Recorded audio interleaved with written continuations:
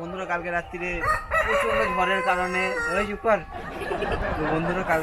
প্রচণ্ড ঝড়ের কারণে আমাদের এখানে একটি কলা গাছ উল্টে গেছে। এখানে কলা ছিল, কারা কেটে নিয়ে পালিয়ে গেছে। জিঙ্গালাল্লাহ জিঙ্গালাল্লাহ। আবে সালে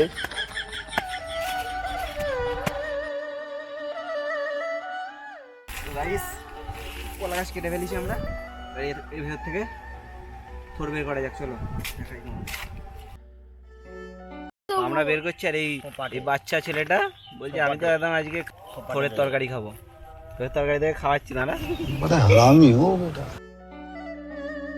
তো বন্ধুরা, যতক্ষণ আমরা কলা গাছ ছাড়াচ্ছি ততক্ষণ তোমরা ভিডিওটা লাইক করে চ্যানেলটিকে সাবস্ক্রাইব করে দাও।